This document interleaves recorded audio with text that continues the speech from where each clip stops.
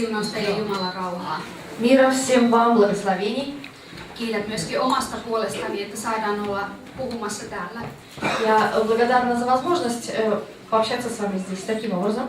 Mä oon ollut niin siunaantunut siitä, Я благословена тем, что kun mä näen, mitä Jumala tekee täällä. я видела то, что Бог делает здесь. Käytiin Reiksessä eilen Вчера мы были в репцентре. ja oikein tunsin sen, kuinka Jumala koskettaa siellä. Я просто переживала Божье прикосновение там, находясь на месте. Ja täällä myös. И здесь то же самое. Mä todella, niin kuin Sanna sanoi, Как Жанна уже сказала, mä olen Tuuli Heinikari. меня зовут Тули Хейникари. Mä oon ammatiltani keuhkolääkäri. Я являюсь пульмонологом. Ja Jumala antoi mulle tänne aiheen, joka on ollut mulle itselleni vaikeaa. И Бог дал мне такую тему, которая для меня довольно сложная тема. Mä ammattini puolesta teen itse välillä hyvinkin vaikeita ja nopeita päätöksiä. Благодаря своей профессии мне иногда нужно принимать очень быстрые, очень серьезные и тяжелые решения. Ja haluan puhua teille sitä, että mitä on, kun me annetaan Jumalan päättää. И хочу поговорить с вами о том, что, как дать Богу принять решение за нас. Ja mun aiheeni tänään on, tapahtukoon sinun tahtosi. И тема моя «Твоя воля да совершится».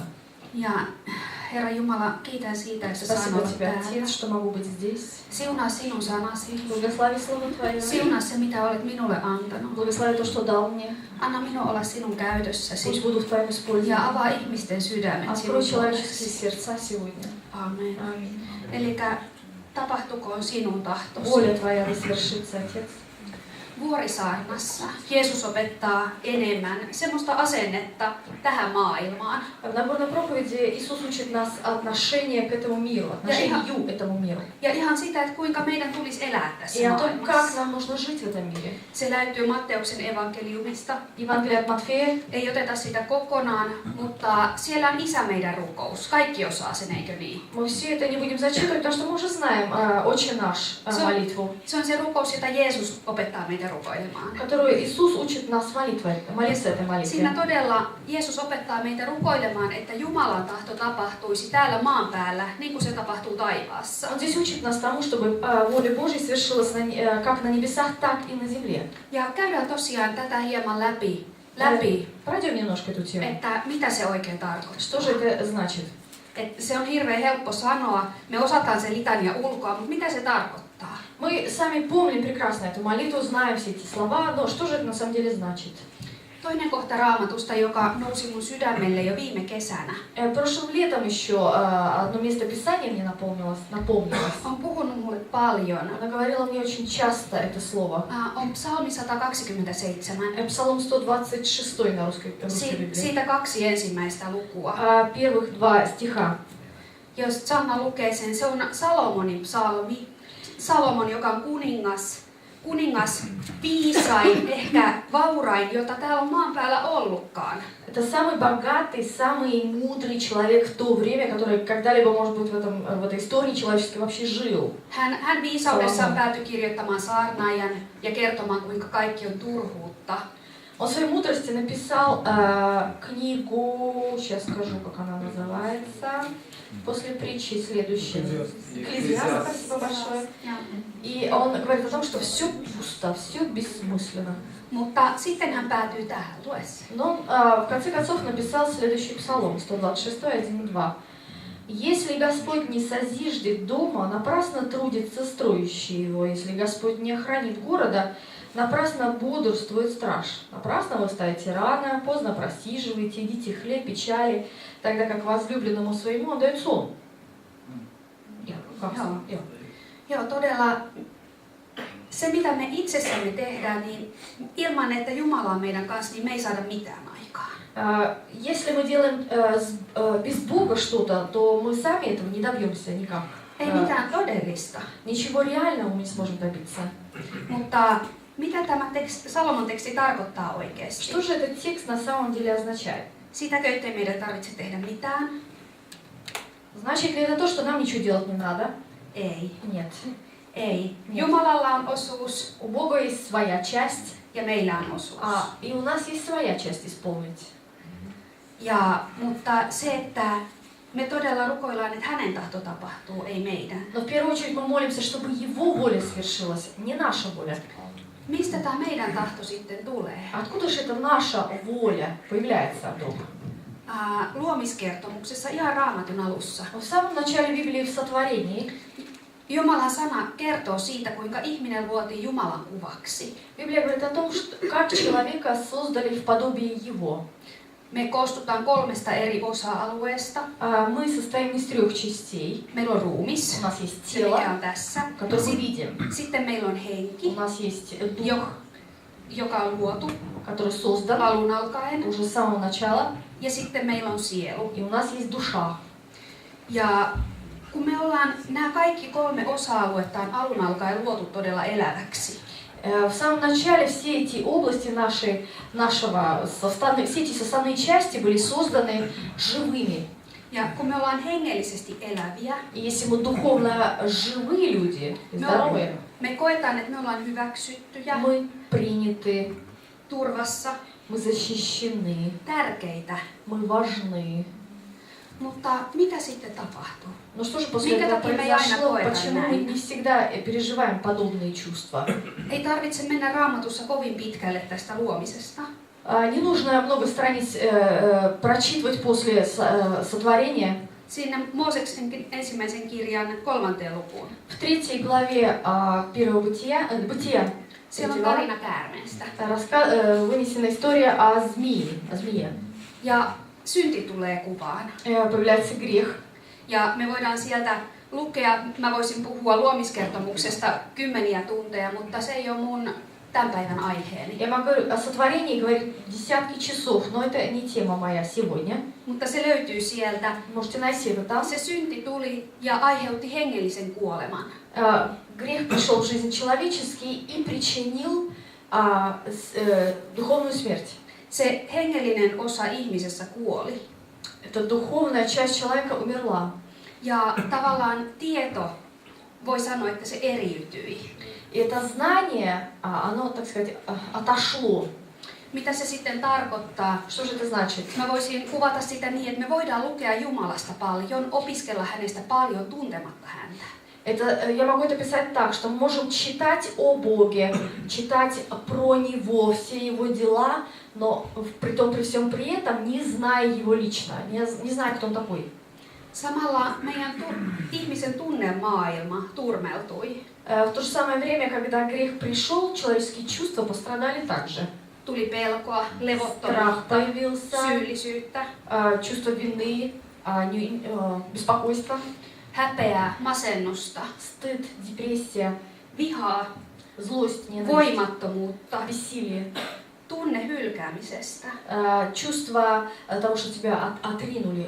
Nämä on tämmöisiä inhimillisiä tunteita, jotka tuli. Это человеческие чувства, которые появились. Nimenomaan syntiin lankeemuksen myötä siitä, että se hengellinen minä kuoli. Именно это последствия тому, что это духовное «я», оно умерло. Это последствия греха.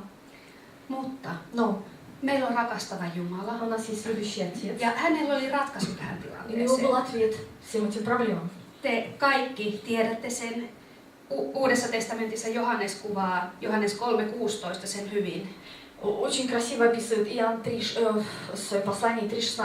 Että hän on rakastanut maailmaa niin paljon, että antoi ainoan poikansa. Что он настолько возлюбил этот мир, что единственного Сына отдал за нас. Joten yksikään, joka häneen uskoo, Что никто, кто в Него верит, Сына Его поверит, joutuisi kadotukseen, не погиб, vaan saisi iankaikkisen elämän. но имел жизнь вечную. Ja näin me synnytään uudestaan И так мы hengellisesti. рождаемся вновь духовно. Me ollaan kuultu tosiaan hengessä elämisestä, rististä, verestä. Näin me synnytään uudesti hengellisesti. Таким образом мы рождаемся, как мы слышали раньше, о кресте, о жизни во Христе, о крови, которая омывает. Ja se on Jumalan lahja meille. И это Божий дар для нас. Se on täysin ansaitsematon. Этого нельзя заслужить. Me ei voida itse saavuttaa sitä. Мы не сможем сами этого добиться. Me voidaan ottaa se vaan vastaan. Единственное, что мы можем принять. Ja ennen kuin me ollaan tällä tavalla uudesti synnytty, До того, как мы рождаемся вновь, me ollaan totuttu olemaan itsemme herroja. Мы до этого привыкли к тому, что мы сами себе господа. Ja vielä tässä maailmassa Еще в этом мире tämä meidän vanha luontomme, oma tahtomme наш характер, наши привычки, воля ja se uusi herruus, и это новое господство, ne on törmäyskurssilla välillä. они время от времени сталкиваются, старое и новое. Paavali puhuu pistimestä lihassa. Павел говорит о том, что во плоти жало. Ja hän 3 kertaa pyytää Jumalaa ottamaan sitä pois. Трижды он просил Бога забрать это жало. Mutta Jumala sanoo vaan Paavalille, minun armossani on sinulle kyllin. Но Бог отвечает Павлу, что моей благодати достаточно тебе. Mutta tämä taistelu Это битвы, ja tämä rikkinäisyys это наша разбитость saa meidät välillä toimimaan niin kuin Jumala ei ole tarkoittanut. приводит к тому, что мы действуем так, как Бог на самом деле не хотел бы. Ja sen takia meillä välillä on vaikeuksia. И поэтому время от времени нам тяжело. Ja Raamattu puhuu paljon siitä, että kuinka meidän Jumalasuhde on isän ja lapsen suhde. И много Библия говорит о том, что наши отношения с Богом это отношения отца и сына, отца и детей. Ja tämä välillä tuottaa meille isoja ongelmia, Время от времени для нас это является проблемой. koska meidän suhde omiin vanhempiimme, Потому что иногда наши отношения к нашим родителям se on ollut usein inhimillisten puutteiden sävyttämä. чаще всего они припорошены какими-то личными недостатками. Mutta se jokaiselle, joka tunnistaa tämän tilanteen, ettei ole oikein voinut luottaa vanhempiinsa, Но всякий из нас, кто признает такую же ситуацию в своей жизни, что не мог полагаться на своих родителей, mä haluan kertoa, että meidän taivaallisella isällämme ei ole meidän maallisten vanhempiemme puutteita. я хочу вам сказать, кто в своей жизни видит такую же ситуацию, хочу вам сказать, что у Небесного Отца нет таких недостатков, не припорошено ничем его характер. Jos me mietitään meidän vanhempiemme puutteita Jumalassa, Если мы думаем, например, сравнивая Небесного Отца и земных родителей и их недостатки, se saa aikaan vääränlaisen kuvan Jumalasta. то мы можем создать для себя неправильную картину о Боге. Me usein ruvetaan suorittamaan, Чаще всего мы начинаем что-то совершать или сами делать, jotta Jumala hyväksyisi. чтобы Бог нас принял и согласился, чтобы мы ему понравились. Mä kuuntelin tuossa vuosi sitten erästä saarnaa, Год назад я услышала одну проповедь, jossa newyorkilainen pastori где пастор из Нью-Йорка kertoi siitä, kun hän oli aikoinaan elokuvateatterissa töissä. он рассказал о том, что он работал в кинематографе, в зале в кино работал. Ja se oli semmoinen vanha elokuvateatteri. Это был старый такой дом кино. Ja siellä oli paljon rottia. Там было много крыс, Sen takia siellä oli kissoja. и поэтому было там много кошаков. Ja siellä oli tämmönen yksi erityisen iso ja lihava kissa. Там была огромная толстая кошка. Ja se jostain syystä aina seurasi häntä. И почему-то эта толстая кошка всегда бродила за этим пастором. Hän monta kertaa yritti koskettaa sitä kissaa, Время от времени он пытался погладить кошку, mutta se aina karkasi. но она всегда убегала. Se ei uskaltanut tulla lähelle. Она не осмеливалась приблизиться к нему. Aina se kissa seurasi, Она бродила за ним везде, mutta aina kun hän yritti но koskettaa. всякий раз, как он пытался Niin se погладить, karkasi она pois. убегала. Ja kerran Но однажды se kissa, se iso lihava kissa, большая толстая кошка toi hänelle ison valtavan rotan. принесла ему огромную крысу в подарок. Se oli ällöttävä. Это была противная, конечно, Eikä hän картина. sitä olisi halunnut. Он особо не хотел принимать эту крысу Hän olisi в vaan подарок. halunnut koskettaa ja paijata sitä Он просто kissaa. хотел погладить саму кошку. Mutta tämä tarina kuvaa aika usein meitä ja Jumalaa. Очень часто, то есть мы эту картину можем сравнить с нашими отношениями с Богом. Me tuodaan Jumalalle hienointa, mitä me Мы keksitään. самое лучшее ему приносим, что мы имеем. Tuodaan se rotta, Приносим ему эту крысу. mutta Jumala olisi oikeasti ainoastaan halunnut koskettaa. А все, что Бог хотел, он просто нас хотел погладить. Mutta meidän täytyy pitää mielessä, Нам нужно помнить, että eihän me voida luottaa meidän asioita Jumalalle мы не можем доверять свои вещи Богу, если ennen kuin me ymmärretään, пока мы не pоймем, että Jumalalla on hyvä tahto meitä что у kohtaan. Бога есть благая воля к нам. Ja mistä me tiedämme sen? А откуда мы это знаем? Hän lupaa sen sanassa. Он обещает нам это в Se on Слове. täällä. Оно Se on здесь. täällä kerrottu moneen Оно kertaan. здесь много раз упоминается. Ja me tehdään usein mielessämme kaavoja. Очень часто в своем мышлении, в своем разуме мы строим такие планы, проекты. Планы. Tykätään tehdä asiat tietyllä tavalla. Мы привыкли, нам нравится делать какие-то вещи именно вот по-нашему. Ja Jumalan lähestymistä ja rukouselämästä tulee herkästi myös tämmöistä. Очень часто даже наша молитвенная жизнь становится подобной. Mulla on semmoinen 82-vuotias ystävä. У меня есть хороший друг в возрасте 82 лет. Oikea Jumalan mies. Человек, который посвящен Богу, мужчина. Hänen kauttaan on tapahtunut ihmeitä. Много чудес через него происходило. Hän on perustanut ison lähetysorganisaation Suomeen. В Финляндии он организовал в свое время огромнейшую миссионерскую организацию, которая поддерживает миссионеров по всему миру. Ja hänellä on tapana pitää rukouslistaa. И у него в привычках есть такая, заводить такой как бы молитвенную список. Enkä nyt sano, että se on väärin. Я не говорю, что это неправильно. Mutta hän kertoi tänne, että eräänä iltana, kun hän oli käymässä tätä listansa läpi, Он рассказал мне о том, что однажды, когда он вечером проходил опять этот список молитвенный, Pyhä Henki sanoi hänelle, Дух Святой сказал ему: kyllä minä sinun listasi tiedän, знаю я твой список уже, ylistä. славь. Tietenkin tarvitaan välillä rukoukseen rakenne, jotta me päästään alkuun. Конечно, нужна какая-то молитвенная основа для того, чтобы начинать от нее отталкиваться и двигаться дальше в молитве. Mutta rukous ei ole sarjasuorituksia. Знаете, молитва это не какая-то не оперная какая-то серия, не серия каких-то действий. Se on yhteydenpitoa Jumalan kanssa. Это общение, единство с Богом. Hän haluaa kuulla ilosi, murheesi, Он хочет твою радость услышать, твои горе он хочет услышать. huolet ja myös epäilykset. Заботы и сомнения он тоже не хочет Me слышать. voidaan epäillä myöskin, esittää epäilykset häntä kohtaan. Мы можем даже говорить ему о своих сомнениях по отношению к нему. Hän kyllä sen kestää. Он вынесет это, не Niin kuin переживайте. isä. Он отец. Tärkeintä on olla rehellinen. Самое важное быть честным перед ним. Hänhän joka tapauksessa näkee sinun Он sydämesi. же на самом деле знает нас до конца.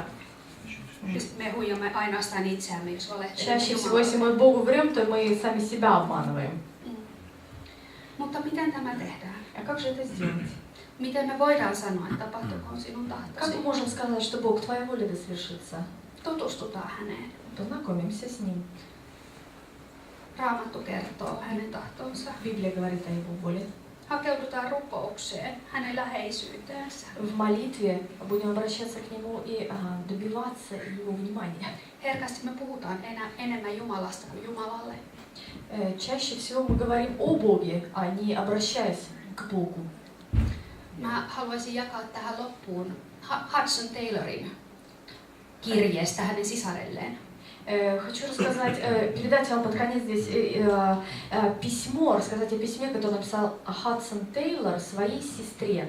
Hudson Taylor on tämmöinen lähetystyöntekijä, tehnyt paljon Kiinassa työtä aikoinaan. Хадсон Тейлор это был миссионер в свое время, который очень много работал в Китае. Voi sanoa, että hän on oikein uraurtaja. Можно сказать, что был пионер этой работы в Китае. Mutta mä sanon tämän vapaasti kääntäen, koska se on aika vaikeaselkoinen se hänen yli 100 vuotta sitten kirjoitettu kirje. Это письмо, которое он написал, это было написано более 100 лет назад, поэтому я своими словами сейчас вам это передам. Hän tuskastelee sisarelleen sitä, Он пишет о своем переживании или горе, о горе своем сестре. kuinka hän kamppailee ja taistelee päästäkseen lähelle Jumalaa.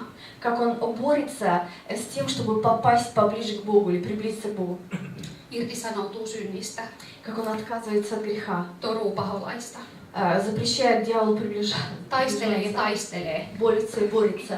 Tietää, Знает että se ratkaisu, jonka hän tarvitsee, on päästä lähemmäksi Jumalaa.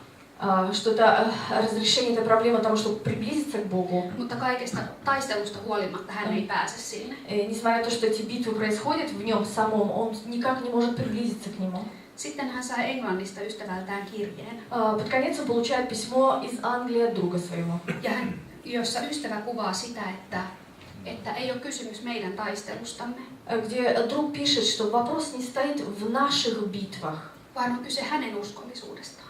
а вопрос стоит в его верности. Ei siitä, kuinka hyvin me taistelemme, Вопрос не стоит в том, насколько здорово и классно мы умеем бороться в духе, vaan siitä, kuinka hyvä Jumala on. а вопрос в том, насколько благ Бог. Ja Hudson Taylor kuvaa sitä, kuinka tämä kaikki asia avautuu hänelle. И Хадсон Тейлор описывает о том, как вся эта вопрос этот открылся для него, эта тема открылась. Ja hän haluaa jättää tämän kaiken taistelun И это хотел оставить все эти битвы и переживания. ja vaan levätä Jumalan И просто rakkaudessa. отдыхать в Божьей любви. Ja se on se paikka, jonne Jumala meitä myös kutsuu. Это есть место, куда Бог нас приглашает. Niin kuin se kissa, tule syliin, niin lepää tässä. Как этой кошке говорится, иди сюда, иди садись на коленки, я тебя поймаю. Ja kun me tiedetään nyt, minkälaiset ajatukset Jumalalla on meitä И kohtaan, если мы знаем, какие мысли у Бога о нас, me voidaan todella rukoilla, että Me можем tapahtukoon молиться. sinun tahtosi. Твоя воля да свершится, Отец. Aamen. Руку. Rukoillaan yhdessä tämä rukous, mitä meidän isä on ensin opettanut. Isä meidän, Давайте вместе помолимся молитвой «Отче наш». joka olet taivaissa. Отче наш, сущий на небесах.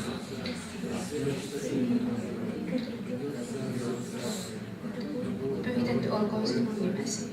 Святится имя Твое. Tulkoon sinun valtakuntasi. Придет царство Твое. Tapahtukoon sinun tahtosi Да свершится воля Твоя. myös maan päällä, niin kuin taivaassa. Как на небесах, так и на земле. Anna meille tänä päivänä Дай нам на сегодня meidän jokapäivämme leipä. наш хлеб ежедневный. Ja anna meille meidän syntimme anteeksi, Прости нам грехи наши, niin kuin mekin anteeksi annamme niille, jotka ovat meitä vastaan rikkoneet. как мы прощаем должникам нашим. Äläkä saata meitä kiusaukseen, Не введи нас в искушение, но избавь нас от лукавого. vaan päästä meidät pahasta. Избавь нас от лукавого. Sillä sinun on valtakunta Ибо Твое есть царство ja voima и сила ja kunnia и слава iankaikkisessa. вовеки. Aamen.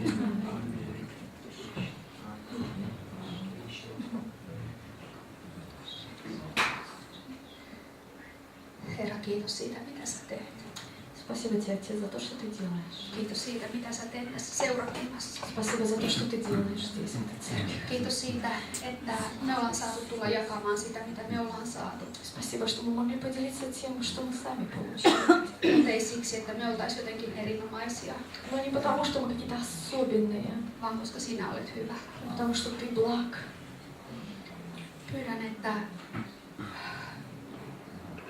anna rohkeutta näille ihmisille. Господь, прошу смелости этим людям. Hakeutua vielä lähemmäs Приблизиться к Тебе, Отец. siihen sinun läheisyyteesi. Приблизиться в Твое присутствие. Ja pyydän Isä, että kosketa. Прошу, Отец, прикоснись. Laske henkesi niin voimallisesti, että siitä saa lisää rohkeutta. Пусть Дух Твой сойдет так, что получим еще больше смелости. Tee sinun läsnäolosi täällä niin voimalliseksi, Пусть Твое присутствие станет настолько мощным здесь, Отец, että pian joudutaan etsimään isompia tiloja. что скоро нужно будет искать Ja побольше зал. Ja kiitos siitä, että ne tilat on olemassa. Спасибо, что этот зал уже имеется, побольше зал. Kiitos siitä kaikesta, mitä sä haluat tälle kansalle antaa. Спасибо за все, что Ты хочешь дать этой семье здесь. Kiitos siitä suuresta rakkaudesta, jota sinulla on heitä kohtaan. За великую любовь, которую Ты имеешь к ним, Господь. Herra, kosketa ja sinua. Прикоснись, Господь, благослови, Отец. Yksilöinä Как личности ja seurakuntana. и как общину. Herra, sä näet sen nöyrän työn, jota täällä Ты tehdään. видишь, Господь, здесь эту смиренную работу, которая здесь проводится. Sinä oot sen saanut aikaan. Ты начал эту работу. Sinä näet ne kaikki uhraukset, joita on tehty. Ты видишь все жертвы, которые были тебе принесены. Kiitos siitä, että sä et jää velkaa. Спасибо, что ты никогда не останешься в долгу. Kiitos siitä, että se uskollisuus, jota on ollut, se palkitaan. Спасибо за верность, которая есть, и она будет награждена, Отец. Ja niin kuin Psalmi 191 lopussa sinä lupaat, И как в Псалме 121 ты говоришь, обещаешь, että hän saa nähdä, että sinä autat häntä. что этот человек, праведник, увидит, как ты помогаешь ему, Отец. Sinä sanot niin, Ты обещал. ja me uskomme sen. Мы верим в это. Jeesuksen nimessä. Во имя Иисуса. Aamen. Аминь.